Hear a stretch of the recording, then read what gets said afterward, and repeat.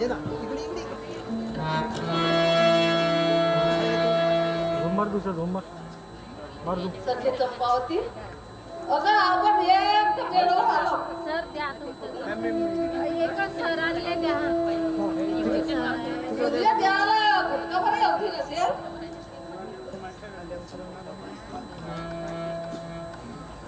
होय बाईसाहेब तेही साहजिकच आहे. आता थोड्या वेळातच अरुणोदय होईल. रक्त सप्तमीच्या मंगळ दिवशी सूर्यनारायणाच्या पूजेला सर्व जग सिद्ध झालं. येतो पण आपल्या पूजेचं सर्व साहित्य ठीक आहे ना? होय राणीसाहेब पूर्ण पूजेची तयार आहे. ठीक आहे. तसं सर्व साहित्य पाहिलं तर बाई निर्धकच वाटतं. चलो असे माझ्या पाहिजे माईक खाली हे बायकाय? खाली घे ना माईक म्हणजे असं की साऱ्या जगाला उजडणाऱ्या सूर्यनारायणापुढं निरंजनाचा प्रकाश कितीच पडणार आहे. ज्याला कोणताच लेप लागत नाही त्या लेप नारायणाला गंध वाहण्यात काय स्वार्थ आहे. आणि त्या भगवंताला बुद्धीच ज्याला स्वस्तिक वाहनं तितकंच उचित आहे. रसबाई नेहमी कधी म्हणून करतो. तेही साहजिकच आहे बाई. पण म्हणतात ना करा पूजन कसंही देव भक्तिभाव पाहिजे. अगं बाई आपण बोलत काय बसलो. ते पहा अरुण बिंब डोखावू लागलं. त्याची पहिली किरण आपल्या नैवेद्याच्या वाटेत पडू द्या.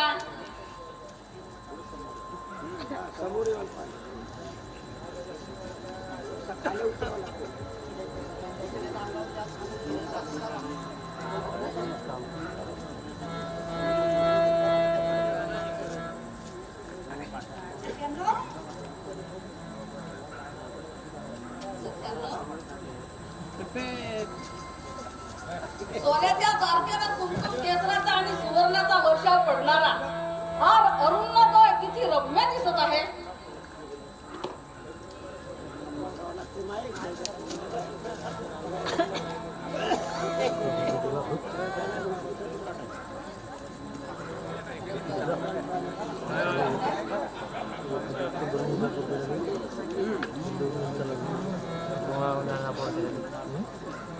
खरंच बाईसाहेब तुमच्या भारी जसा हा कुंकवाचा टिळा सोडतो ना तसा पूर्वीच्या कपाळी हे अरुण बिंब सोबत आहे. तुम्हाला महाराजांनी जसा समंतक मणी दिला ना तसा सुवर्णमणी पूर्व दिशेला दिलाय. बापू पुरे गा माझी स्तुती. पुरे नारायणाची पूजा करा म्हणजे पुण्य तरी लाभेल. बघा, ते राहू दे. चंद्रावती रक्त सप्तमीच्या प्रसादीने सारी व्यवस्था कर. जाऊबाई म्हणतील मंडळी येणार आहेत त्यांना काही होणं दिसायला नको. जा आम्ही येतोय थोड्या वेळात.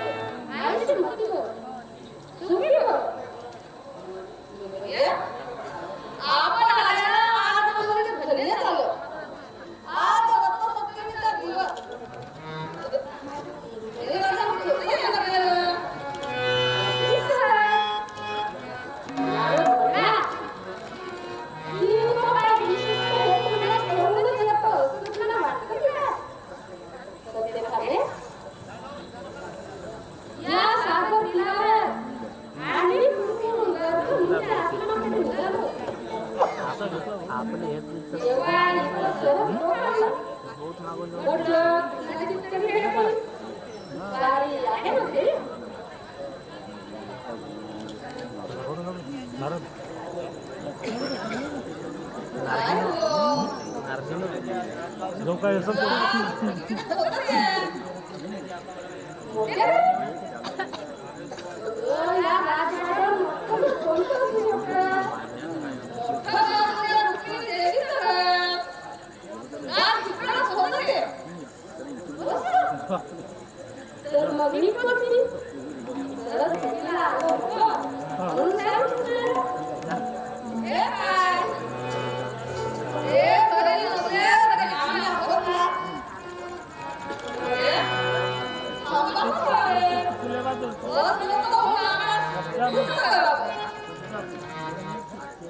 तुझी अतिथ्य चिंता पाहून फार आनंद झाला.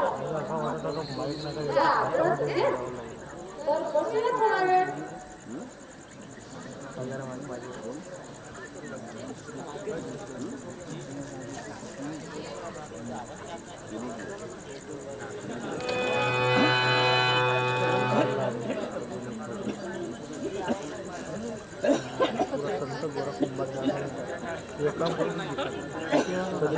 कधी नाही ना फ्री टाइम भेटेल ना तुला एकोणा झाडीपूर्वी स्वेटरवर विजिट दे त्यांना संत गोरा कुंभार नाटक दाखव नाही याचं सगळं दुकडा वाटतं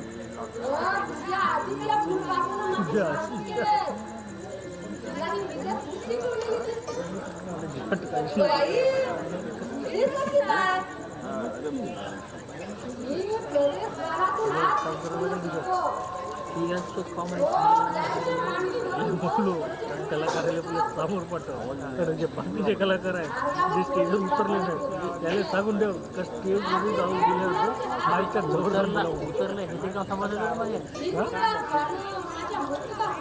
कलाकारात सांगून येत नाही हा मेन गोष्ट त्याला माईक तो पण 10 फुटा दूर आहे ते माईकवर मग आता गलती आहे ना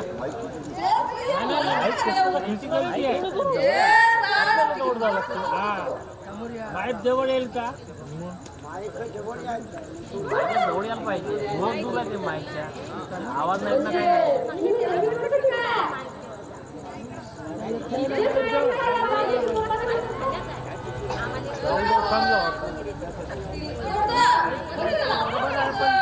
जवळ येवायला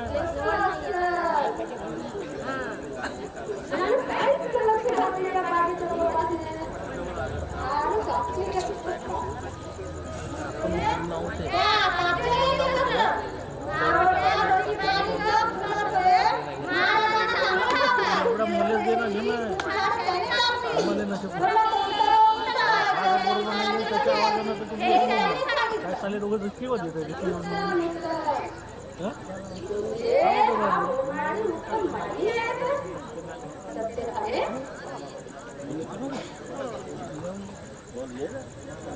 या कार्यक्रमाने ही पेढी फुलवण्याचं चाचणी त्यांच्या अंगी दिसते. काहीतरीच राहू दे नव्हे काय आता अँगल या उद्यानाचं नाहीये. तर तुझ्या संसाराला रूप डोळ्यातही तो रंगलेला दिसतो. एकंदरीत रुक्मिणी इतकंच ज्या वेळी त्यांचं प्रेम जोडलेलं पाहून मला कौतुक झाला. हा ना तिथंच नाही म्हणलं हा ना याचा रोहित वाट पाहता रोहित वाट पाहता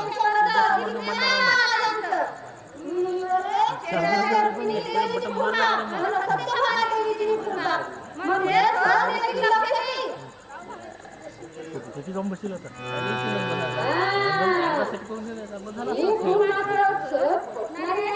झूम मारत बसू त्याला झूम नाही ना एडिटिंग करता नाही म्हणतो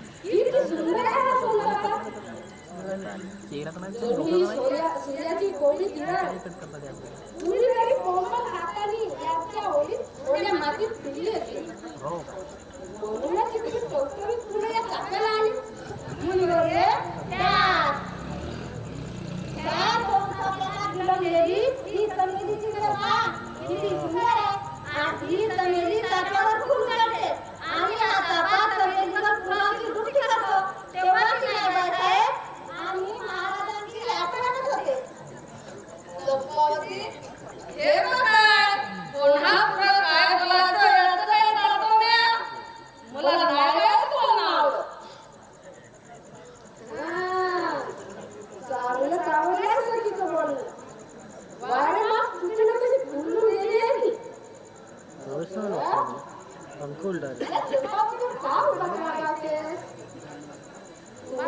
रामाच्या प्रेमाचं मनोहर वर्णन केलं ही विचार.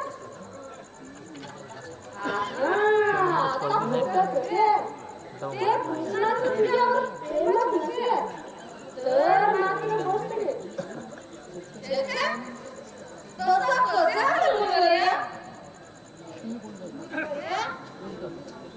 रुक्मिणी देवींना वडिलकीच्या पत्तानी पदाचा काय तुमान पण आमच्या बैठकीला मात्र घरपल्या दानाचं प्रेम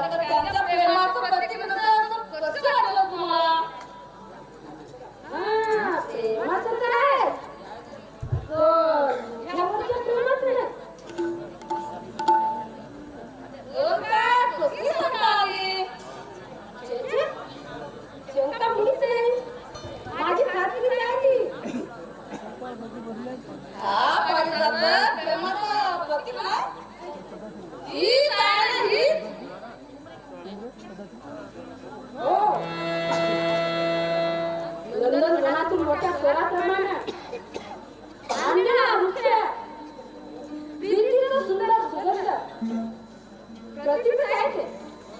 पण पुन्हा पण काय तर सांगा तरी लवकर.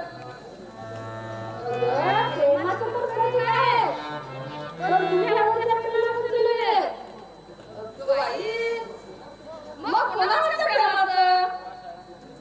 रुक्मिणीवरच्या. म्हणजे माझ्या दारी उभा असलेला पारिजात रुक्मिणी देवीवरच्या प्रेमाचं कसं माहिती करू शकेल? तुमच्या बोलण्याचा अर्थ स्पष्ट करून सांगणार तर बरोबर मिळेल. छे, छे. अर्थ स्पष्ट करून सांगणं म्हणजे पण लावण्याचा आक्षेपच करणे. हो, अनर्थ ओढून घेण्यापेक्षा आता इथून निघणं बरं. असं काय होतं मिळाले? थांबा जरासे.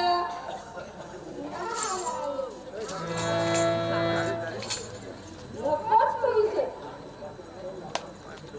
आधीच कोण लावणारे म्हणून आमच्या तिथे मग आता. अहो, मी नाही आरोप करायची. तुमच्या मनात काय आलं ते खरं खरं आणि सरळ सरळ सांगा भाऊ. अगं, मी नेहमीच खरं खरं आणि सरळ सरळ बोलत असतो. पण लोकांना ते वाटच दिसतं. म्हणून म्हणतो, भलतीच वेळ घालू नको. जाऊ दे मला. मी जाऊ देणार नाही. हा पारिजात रुक्मिणी देवीवरच्या प्रेमाचं कसं माहिती असू शकेल? ते सरळ सांगा भाऊ. आग्रहाची सीमा झाली. आग्रहाची पुढे कष्ट झाली. सत्य आहे. खरं म्हटलं तर काही सांगण्याची गरज नाही. दुसऱ्यानं पारिजातच्या तुझ्या दारी लावला हे खरं.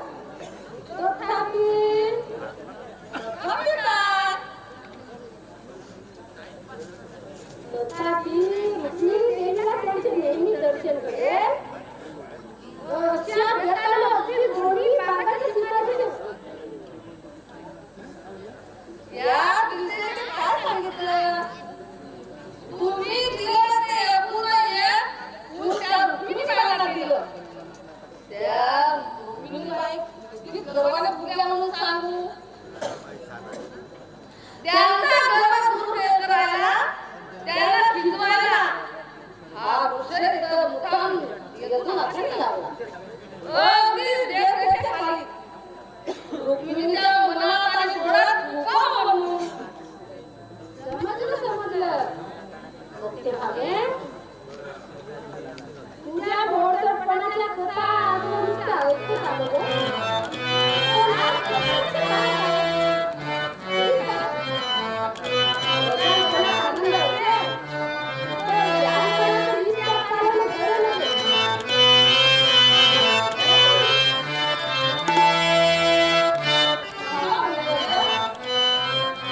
माझा आजारपणा आणि भोळसटपणा मला दाखवून द्या की नाही?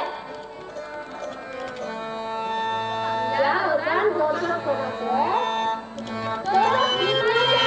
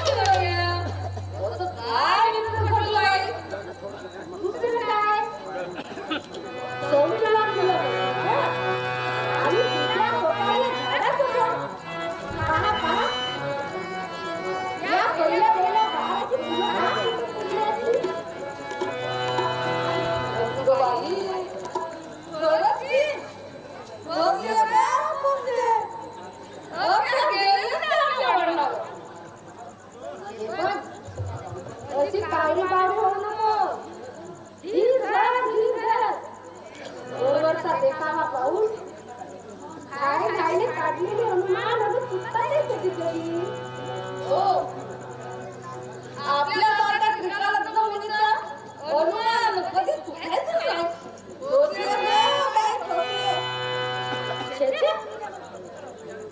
असा अंधविश्वास ठेवून उत्तीर्ण होऊ नको.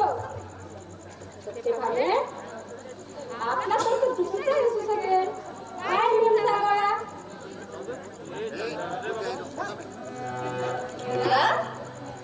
तुम्ही बोला ते खरं. आता उगाच त्यांच्या कपाळावर पांघरूण घालू नका. सत्यभामे, अगं मी कपाळावर पांघरूण घालीत नाही. पण हनुमान दिसते एका वेळी. अहो, हनुमानाचा प्रसंग येतोय कुठून?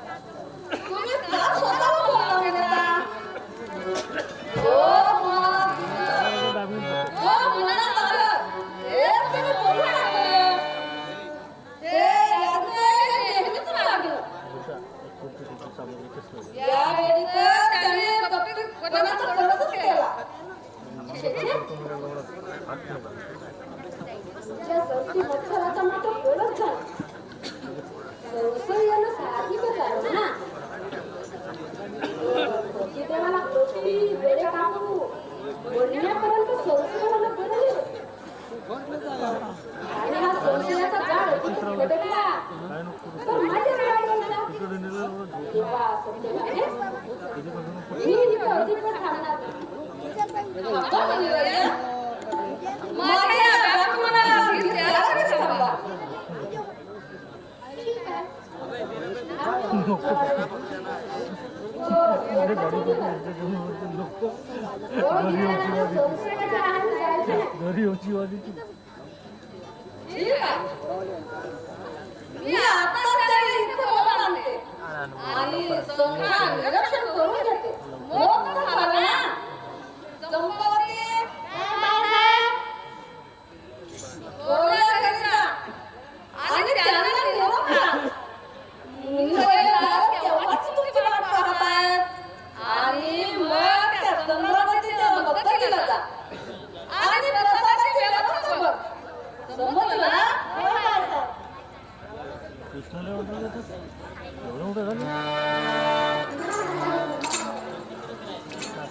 ओके, निरोप पाठवायची पाळी आलीच तर.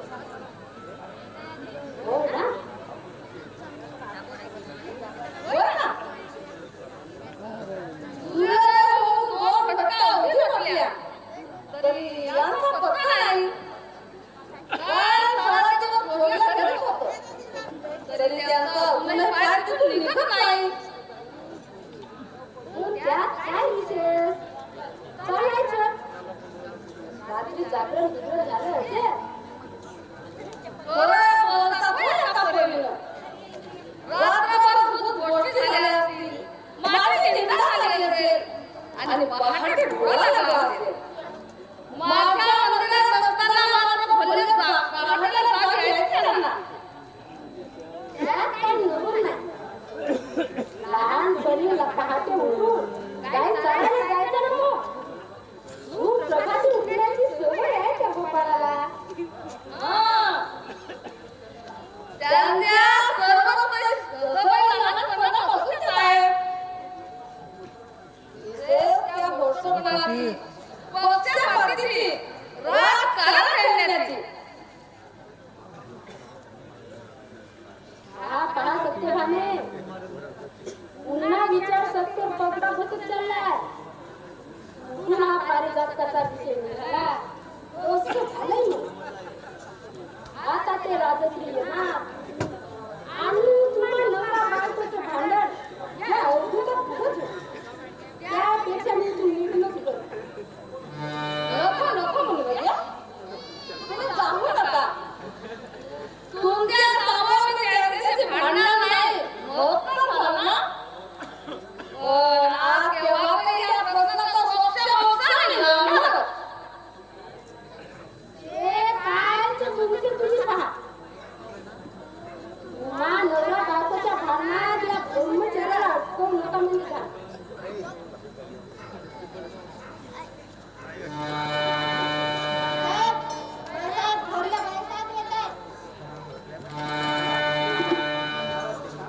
छान. स्वतःचा विश्वासू प्रतिनिधी म्हणून तुम्ही पाठिंबा वाटतो कृष्णाला. काय एका करतील ते.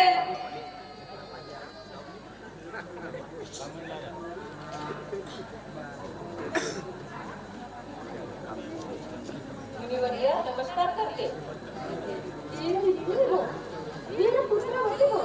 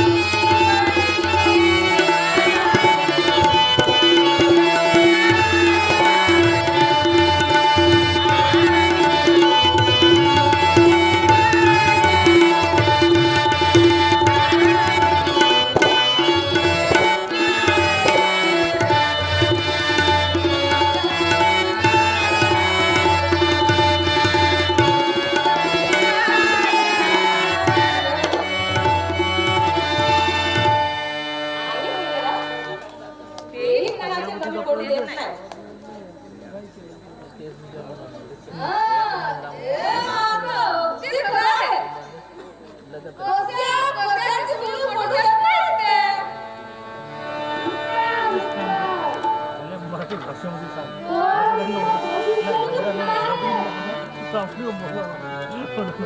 तुमच्या महाराष्ट्रामध्ये एवढा ना त्या बाईकमध्ये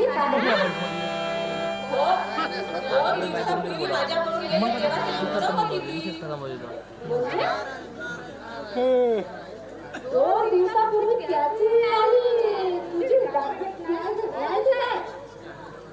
नाही हो, तेच तर सांगायला इथे आले. आज दिवस रात्र वाट पाहून ठेवले, पण त्यांचा काही पत्ता नाही आणि चंपावतीकडून कळलं की ते इकडे आले नाही. पप्पाला अर्धात दुःख झालं, म्हणून सत्यभामाबाईला विचारलं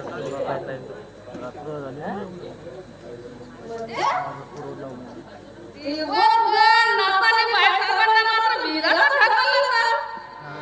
मला असं वाटलं होतं की लाटक्या पटकराने असेच व्हावे. संसारातून उडालेलं दिसतंय. तसं काय नाही. माझ्याकडे त्यांचं कधीच चुकलं नाही. आणि बरं का मुनिवर्य, माझ्याकडे येणं चुकण्याची ही पहिलीच खेळ. मुनिवर्य, बाहेरचे सर्व जग सांभाळून शिवाय आमच्या संसाराचे बारीक लक्ष असतं त्यांचं. प्रत्येकीची हौस पुरवतात. हा पारिजातकच पानाना सत्यभामाबाईसाठी इंद्राशी झगडून आणलाय त्यांनी. बरोबर बरोबर. पारिजातकाची ही कथा जग प्रसिद्ध आहे. हो,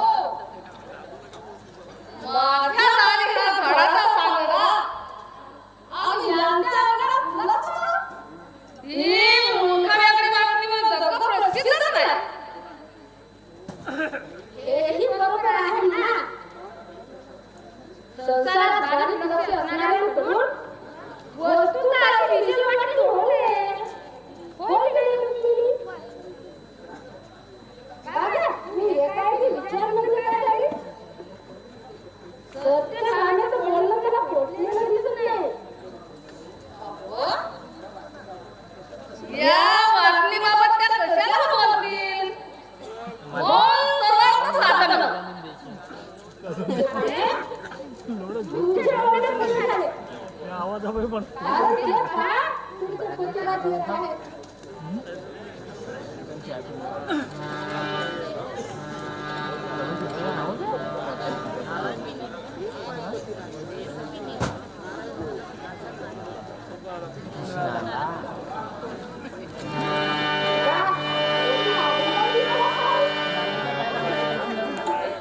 मुली म्हणून बे.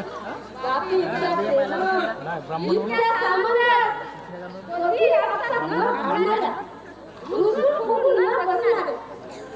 वीर बसर, रूप सुंदर बायका मिळाल्यानंतर मनुष्याला सदैव आनंदात घर यायला काय झालं. कृष्णा, तू भाग्यशाली पुरुष आहेस का? या बायका मिळाल्या हे माझे भाग्य तर खरं. पण आज शुक्रवारी आपलं दर्शन घडलं हे महत्वाचे. बरं ते असो. मुनिवर्य, देवेंद्राचं पुस्तक आहे ना, देवेंद्र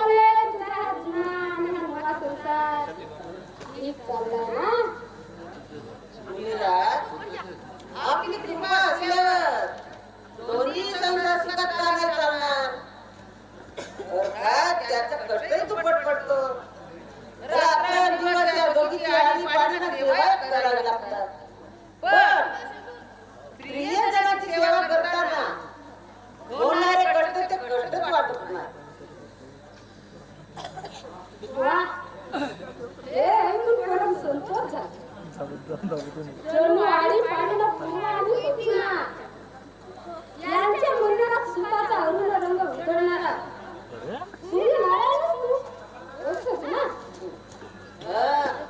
जवळ जवळ तसंच, पण हे धिक्कार पूर्व आणि पश्चिमा यांच्या सेवेत सूर्य केवळ दिसतात, पण मी मात्र दिवस रात्र यांच्या सेवेत मग्न असते. यांचे दागदागिने, यांची शालू पैठण्या, आवडी निवडी यात मला जातीनं लक्ष घालावं लागतं. खरं की नाही रुक्मिणी? खरं की नाही सत्यभामे? बाकी त्याची सासर करायला पाहिजे. मुलीवर्य, पहा ना, त्यांच्या घरचे तोला मोलाचे जडा माझ्या संसार सेवेच्या आणि रसिकतेची साक्ष पटली काय?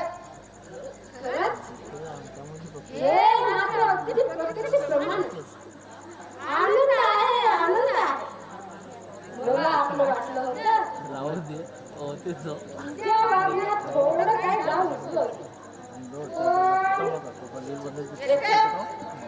सर्वांकडे समान दृष्टीने पाहणाऱ्या परमेश्वराचा आदर्श मी माझ्या डोळ्यापुढे ठेवलाय.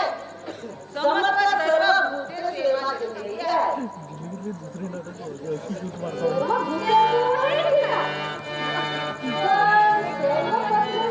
सर्व भूतेने वागणं हे सोपं नाही. सोबत नाही, पण आपल्यासारख्या समजदारी महात्म्याच्या आशीर्वादानं ही कलमला उत्तम साधले. या दोन्ही राण्यांनाच नव्हे, तर इतर राण्यांनाही सारखाच प्रेमानं वागवतो. म्हणून तर हा माझ्या गोवंशी आमचा इतका आदर आहे. मुलीवर्य, मी तर सर्व प्रियवायाला हरकत आहे. हा वासुदेव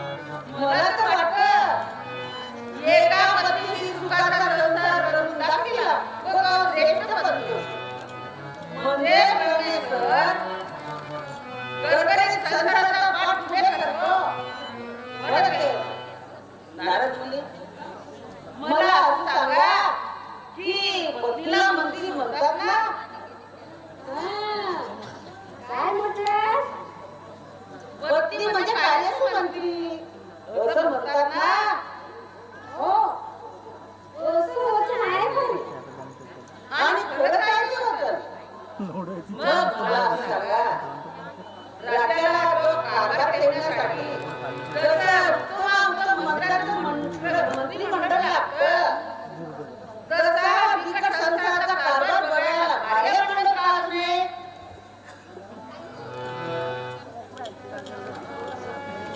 आलं बरं तुझ्या पूर्णाचा रोग लक्षात. सागरातील गाथा एकाच खांबावर उभी राहू शकेल, पण संसार सागरातल्या गाथेला त्याला सरकवा. दोन्ही बाजूने बायकांचे भक्कम आधार हवे असतात.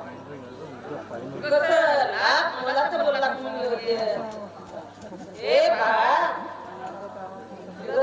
संसाराला रथाची उपमा देतात ना, मग रथाला जशी दोन चाकं, तशा निदान दोन बायका पुरुषाला नको का?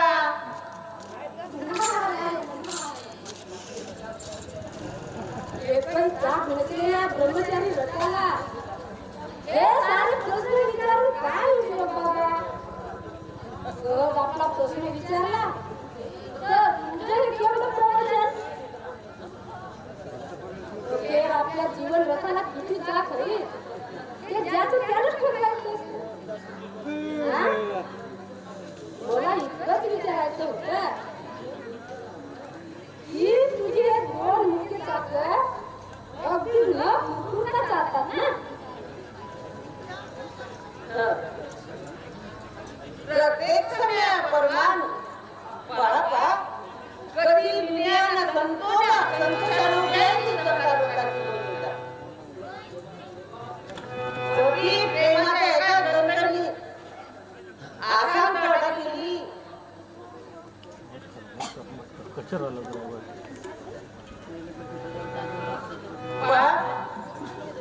कुरकुरे तर नाही तर, पण आता दूध गोष्टी करीत आहेत त्या.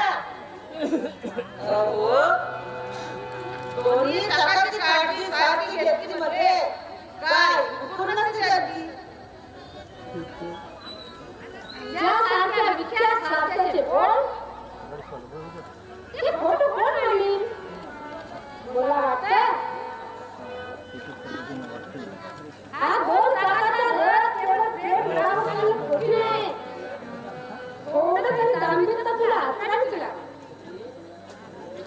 अरे भोलेनाथ शंकराला देखील सुद्धा तिथं दोन बायकांना तोंड देता देता धोंड फिरावे लागले. तू टप्पी व्हावं लागलं. आश्चर्य हे कसं काय? एकदा गंगा आणि गीता त्या कैलासनाथाचं डोकं उठे. माझ्यावर तुझं प्रेमच आहे मुली. हाच दोघींचाही ठेका. तेव्हा शंकरांनी मोठ्या युक्तीनं दोघींची अलग अलग समजून काढली. कशी काढली असेल? काही कल्पना आहे? छे, मला कसली कल्पना असणार? ब्रह्मचारी असून दुसऱ्याच्या संसारात डोकावणारा त्रिलोकी संसार वारदार थोडा काय मी? तर कशी समजू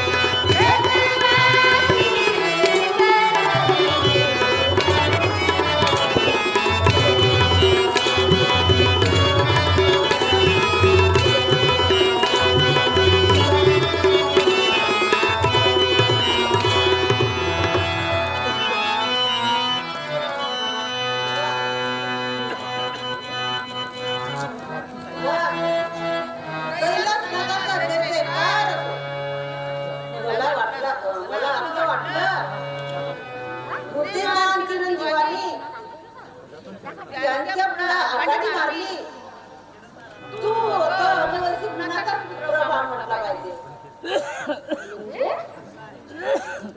गणराज्याविषयी बोलत आहेस की काय तू होय ना ब्रह्मचारी कार्तिक विषयी असं बोलण्याचं काम कोणता पुरुष करील? ठीक आहे धर्माचा वातावरण नसतानाही तुला गणेशाविषयी कसं बोललं ते तरी कळू दे अहो, त्याने आपल्या ऋषीसिद्धीचं दरबारी मोठ्या कौशल्याने चालवलं पण एकदा मात्र त्या दोघीत मत्सर निर्माण झाला त्या काळात हा प्रसंग बस पडलं होतं काय झालं ते झटपट बोल दोघी जणी गणेशाची वाट पाहत एकाच मंचावर बसल्या होत्या इतक्यात तिथं गणपती आले त्यांना प्रश्न पडला आणि पाण्याचं स्वागत करण्याची सोयच नव्हती कारण तिथं स्वागत कुठं होणार? ती होणार. पण त्या व्यक्तीमुळे त्यांना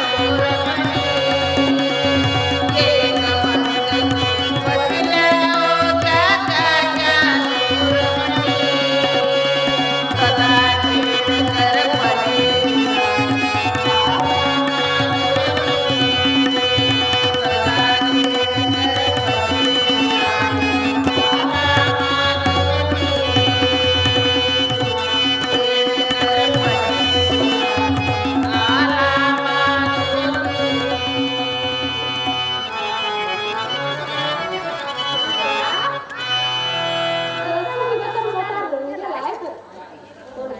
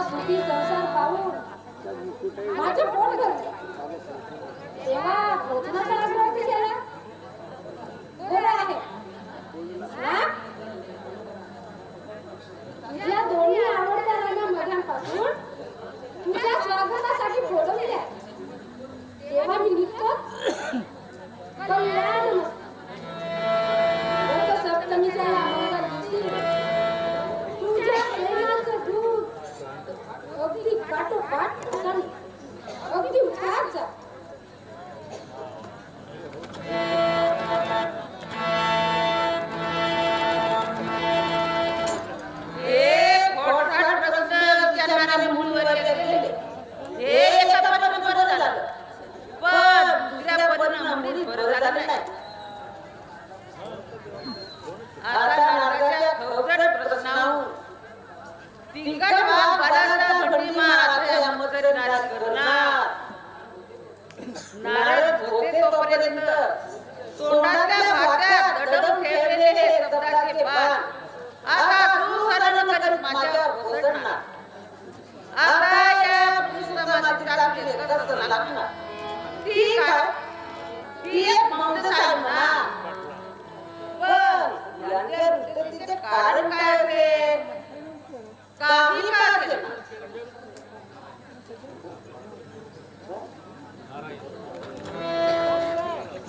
तिचं समोर अस्त्र आणि त्याच्या सोडा झालं असं. दुरून काय आणि जवळून काय. स्त्रियांना तोंड द्यायचं म्हटलं की तोंडवर साखर पेरणी करावीच लागते. वा उत्तम.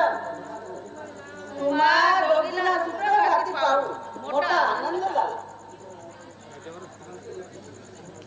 असं एकमेकीकडे जाऊन बसणं झाल्याशिवाय जिव्हाळा वाटत नाही. आनंद आहे. रुक्मिणी तू इथं यायची अशी कल्पना नव्हती.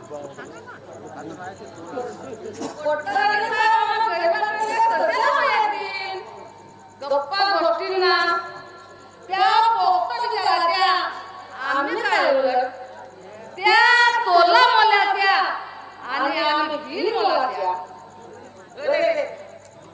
माझा गट झुलत म्हणायचा.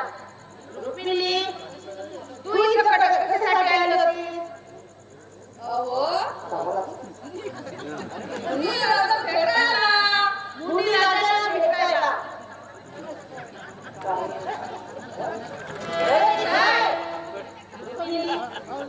तू बोल का नाही? तुमच्या प्रेमाचा वसंत ऋतू फुलला आहे. पारिजात बहरलेला आहे आणि विचारले नाही तरी कोकिळाही पंचमात उत्तर देत आहे. मग मी कशाला बोलू? बाई काय करू मग? म्हटलं तुमचे इथं बरोबर नसलो तर कोकिळासारखं काढत आहे तो. आणि कोकिळा असली तरी दुसऱ्यांच्या वस्तूवर झडप खाणारी खाली फार बरी. अहो तुम्हा सतीची भांडणं बरी नाही. माझ्या प्रश्नाचं उत्तर कसं आहे? रुक्मिणी तू इथं कशी? काल दिवसभर सारी आमच्या वाड्याला नव्हती. सकाळी या वाड्याला नव्हती. तेव्हा काळजी वाटलं लाडक्या राणीला तरी ठाव ठिकाणा माहित असावा म्हणून मी इथे आले. असं म्हणजे मी तुझ्या बुद्धीच्याकडे नाही आलं म्हणून तू रुष्ट आहेस तर? राणी सरकार दासाला श्वास हवा. काल अचानक काही राजकारणाची कामं निघाली. ही नेहमीची गुलाम खरी थांबा. दुसरी एखादी शोधून आणा. बलराम भाऊजी राजकारणाचा सारा भार वाहत असताना तुम्हाला कधी विचारलं राजकारणाची? बरं कामच असलं तरी सांगून जायचं. लाडक्या राणी साहेबांसारखी काही हट्ट धरून लढवलं नसतं मी.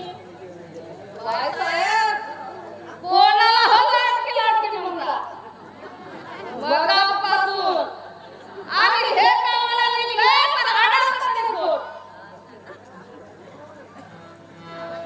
दुसरं कोण? पारिजातकाचा हट्ट धरून नाथांना देवेंद्राशी संघर्ष करण्याचे कष्ट ज्यांनी केले ते बाळासाहेब. सगळ्यात माझा नाव घ्या ना. असा उलटा घास कशाला? आणि काय हो आमच्या डोळ्यातला कुजून दिसतं मात्र स्वतःच्या डोळ्यातला कुजून नाही दिसत. आम्ही नाताना श्रम दिले असेल तर लग्नानंतरच.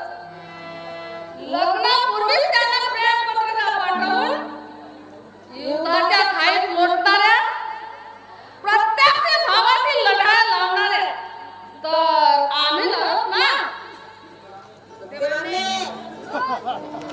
या जुन्या पट्टीच्या मागे त्या पट्टीचा मागे लागतो ना. आट्यानं, पाट्यानं, गांडून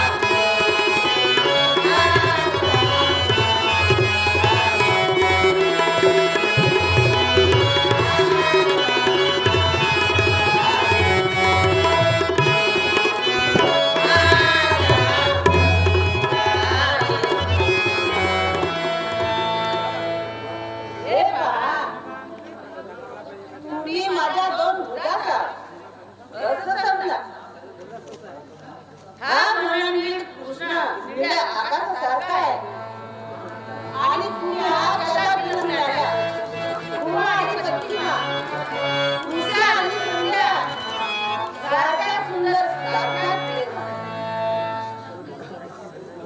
म्हटलं काव्य पूर्ण झालं. सत्य बोला ना जरा. म्हणे तुम्ही पूर्व आणि पश्चिमा उषा आणि संध्या ठीकच आहे.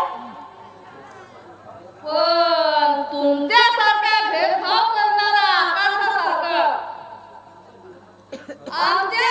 आमच्या जीवनात दुःखाची दृष्टी करीत आहे त्याचा काय? सर्वात विचारते येता जाता वडिलकीचा मान आणि आमचा अपमान असं का? नव्हतं व्हावं पण धाकटून होऊ नये म्हणतात ना, ते खरं का आहे? हे मात्र अगदी खरं. धाकटं होऊ नये हे मात्र अगदी खरं. आमच्या थोरल्या बंधूंना ऐकायचा काय त्रास? धाकटेपणातच सुख आहे. रतिपदेच्या धाकट्या चंद्रकोरीचं जसं कौतुक होतं तसं पूर्ण चंद्राच्याही वाट्याला येत नाही. सत्यभामाबाई तुम्ही धाकट्या म्हणूनच तुमचं कौतुक झालं आणि पारिजातकाचं झाड तुमच्या दारी आलं. शूट मारतो त्याच्यामध्ये कॅमेरा काय पण कौतुक. ऑडिओ म्हटलं बाळासाहेब, पारिजातकाला माझ्या दारी पण फुलं पडतात टपटप शेजारी. सत्यभामाराणी फुलं माझ्या अंगणात पडतात काही दोष माझाच वाटतं. अहो दैव देतं आणि कर्म देतं. मी होत तुला कुठं जाऊ देते. कर्म देतं हे तर खरं, पण ते त्यांचं कपट कर्म बरं. हे देवा, वाकड्याची दिशा बदलली वाटते. भाग्यवंत कृष्णा, धैर्यवंत हो राजा. आजचा दिवस सोबतीचा आहे. पहा पहा, कसं गप्प बसला असते. जसं काय त्या गावतच नाही. अगं हा तुझा नवीन अनुभव, मला माझा नवीन नाही. ही यांची नेहमीची चुकी. अरे वा, यांची तर एकजूट झालेली दिसते. ही पडली पाहिजे, नाही तर भाऊ हरी कृष्णाची धडकत नाही.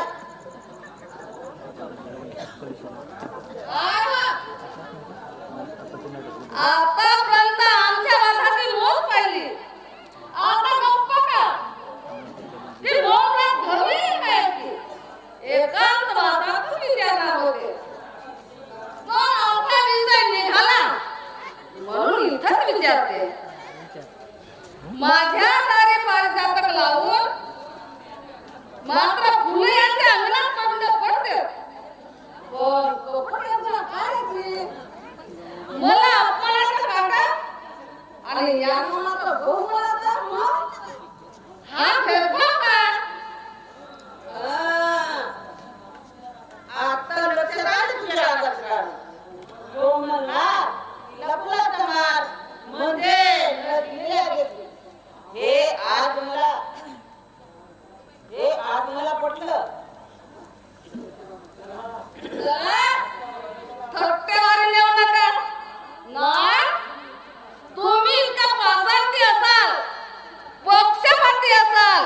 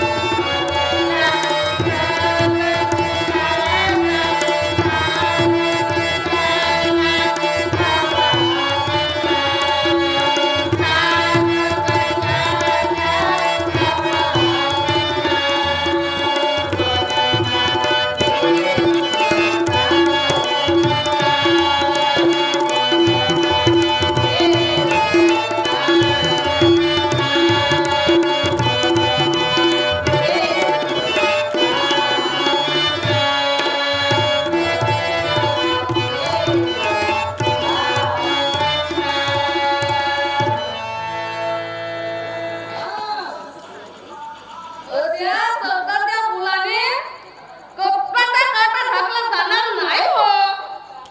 हो गं? उगाच काटाचं नाटक करतायस तू. म्हणजे मी काठ्याचा नाठा करणारी मग कधी जिंकून जातात का? हा? उत्तर सुंदरी, जराशी थांब. लगे, मनोरमे, रामावर आणि सरकार. कृपा करू. रामावर आणि सरकार. पाय नाहीत का धुतले? मूळ प्रश्नाला उत्तर नाही देता. हे काय नाटक विचारलं? अगं, बघच नव्हे.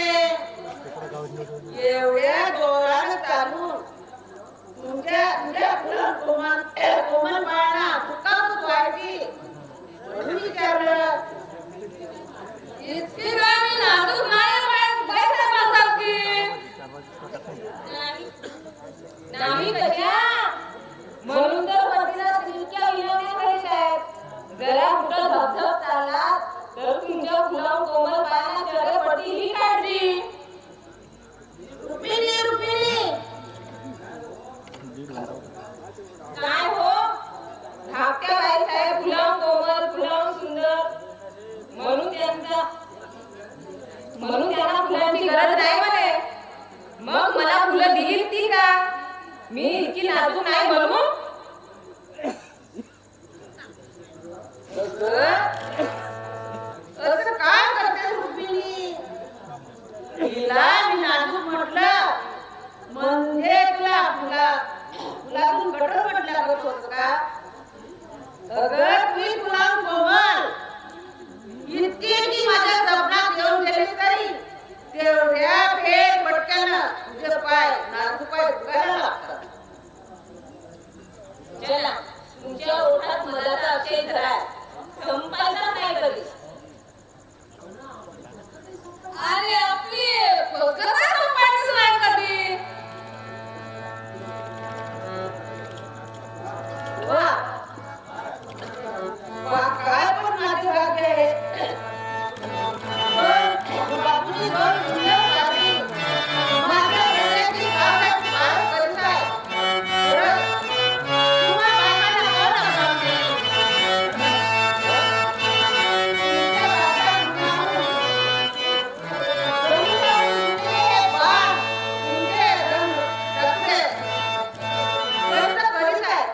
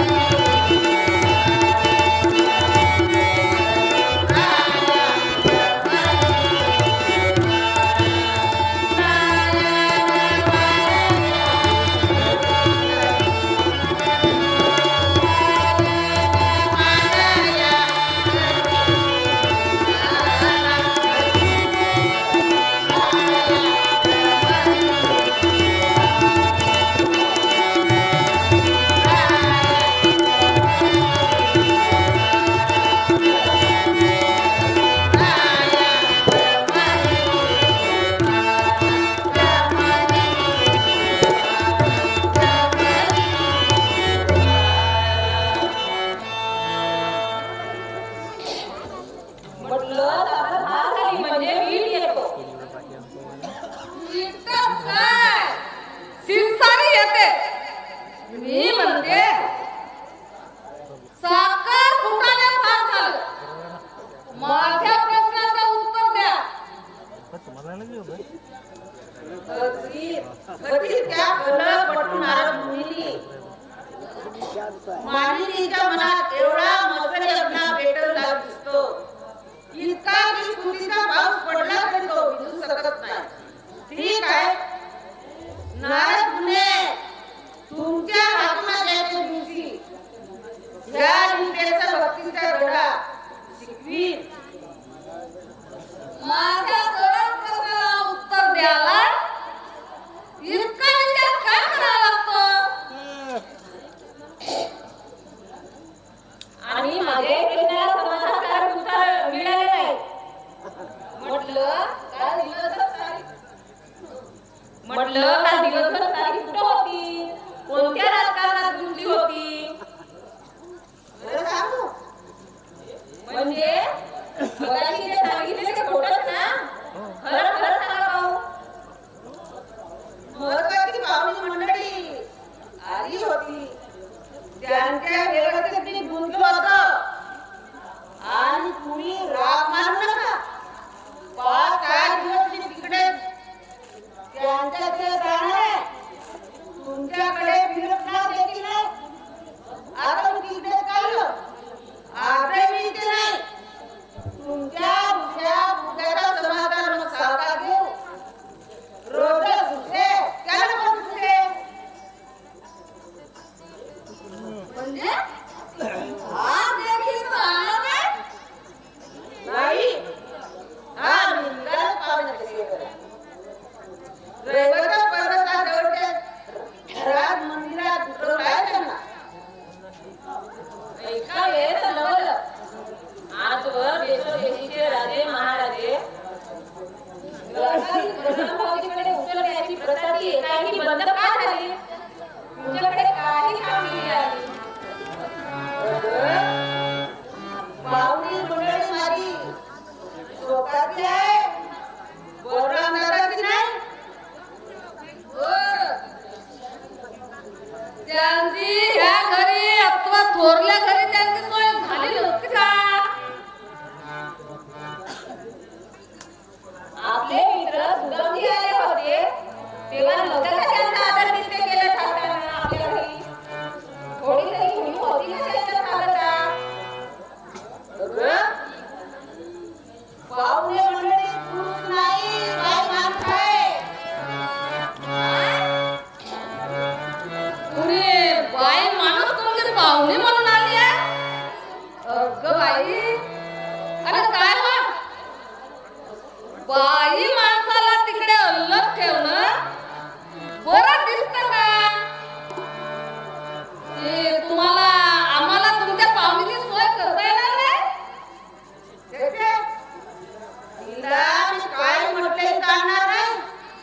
तुमची भांडणं, तुमच्या आरोपी मकर तिच्या डोळ्याला दिसायला नको.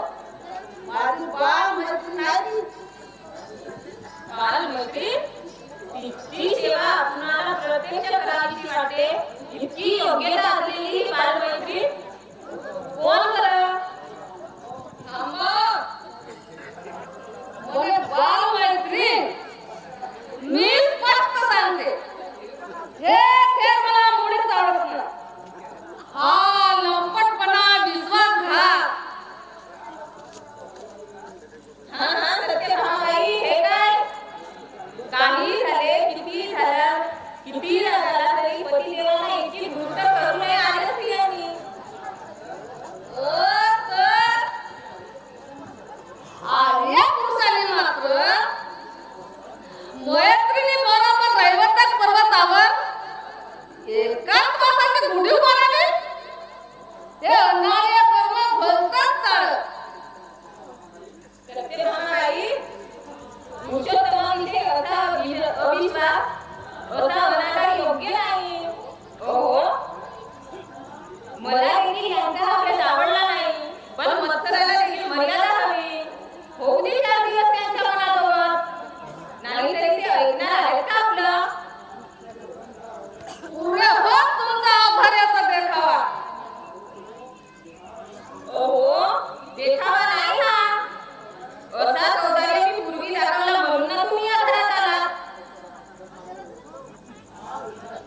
फार उपकार केलं तू माझ्यावर.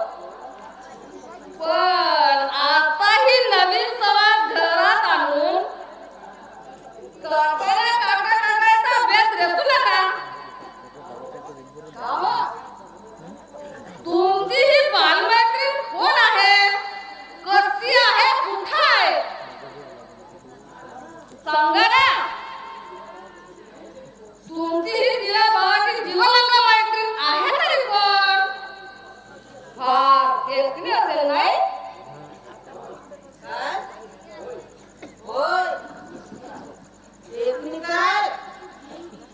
इतकी की तिच्या दिवे लावण्यावरून या द्वारका नगरीच्या सर्व नारीचं सौंदर्य खोवारून टाकावं. अगं बाई, सर्व नारीचं म्हणजे आमचं देखील? होय. तिच्या सौंदर्य आहेच तसं.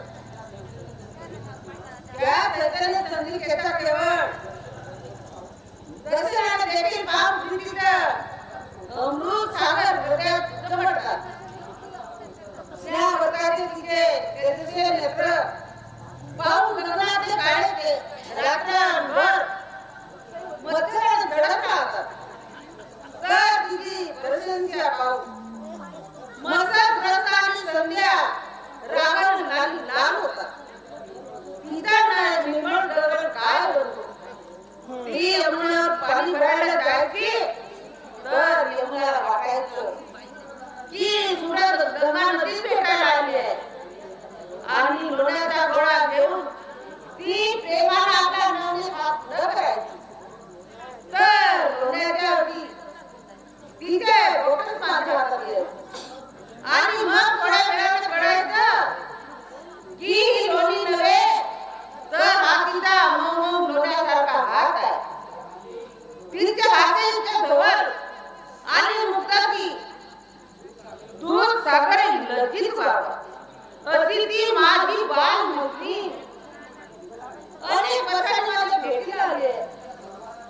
तिच्या सहवासात 4 दिवस आनंदाच्या अमृतधारणी ओळख चिंब होती. देवळाचा गाभारा जसा चंदनाचे दुकानं भारून जातो तसा माझं म्हणणं मंदिर भारून जातं.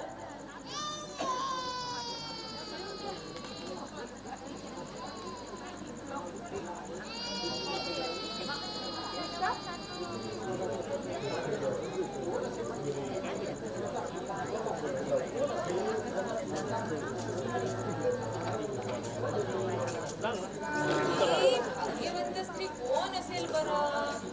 नाथांना तिच्याविषयी प्रेमच नव्हे तर पावित्र्यताही वाटते. अशी ही गुणवंती कोण? ओहो, तिचं वर्णन करताना आपण देवभान विसरला. तिचं नाव सांगा की नाही?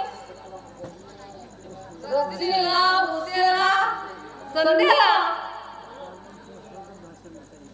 कमली